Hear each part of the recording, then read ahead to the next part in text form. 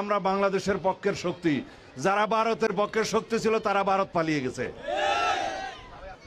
আর একটি শক্তি যারা বিদেশি শক্তির গোলামি করে তারা বাংলাদেশে বিভিন্ন রকম বিভ্রান্তিমূলক রাজনীতি করছে, তাদেরকে কি আসতে দিতে পারবেন?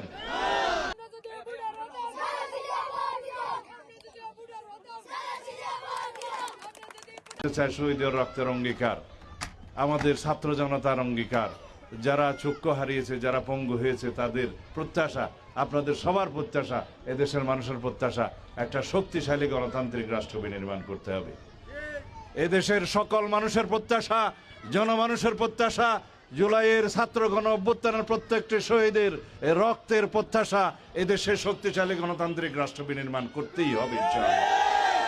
এদেশের এমন একটি গণতান্ত্রিক ব্যবস্থা চালু রাখতে হবে যে এই গণতান্ত্রিক ব্যবস্থার মধ্যে কোনোদিনই কোনো স্বৈরাচারের ফ্যাসিবাদের উৎপত্তি না হয়, উৎপাত না হয়।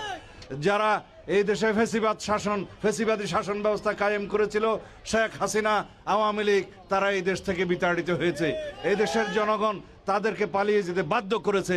আবারও যদি কোনো রকমের কোনোদিন অগণতান্ত্রিক শক্তির উত্থান ঘটে তাহলে আমাদের পরিণতি একই রকম হবে।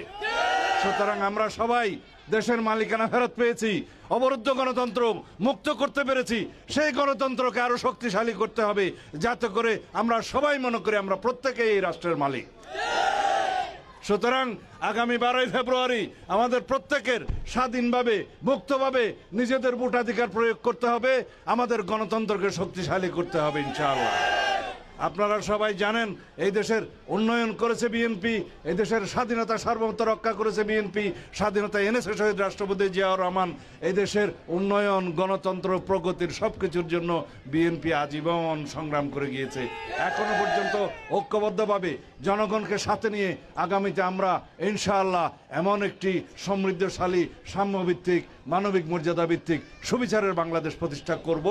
সেই প্রতিষ্ঠার জন্য আপনারা প্রত্যেকেই আগামী 12 তারিখে দানের শীষের পক্ষে সমর্থন দিবেন ইনশাআল্লাহ।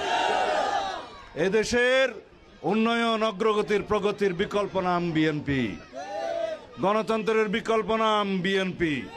সুতরাং আমরা বাংলাদেশের পক্ষের শক্তি, যারা ভারতের পক্ষের শক্তি ছিল তারা ভারত পালিয়ে গেছে। আর একটি শক্তি যারা বিদেশি শক্তির গোলামি করে তারা বাংলাদেশে বিভিন্ন রকম বিভ্রান্তিমূলক রাজনীতি করছে, তাদেরকে কি আসতে দিতে পারবেন? আমরা বাংলাদেশের শক্তি, বাংলাদেশের মানুষের পক্ষের শক্তি। আমাদের স্লোগান হচ্ছে সবার আগে বাংলাদেশ। স্লোগান কি? সবার আগে বাংলাদেশ। আমাদের সকল কিছুতে নীতি প্রণয়নে আমরা বাংলাদেশের স্বার্থকেই সর্বাগ্রে তুলে ধরবো ইনশাআল্লাহ, সর্বোচ্চ জায়গায় তুলে রাখবো ইনশাআল্লাহ।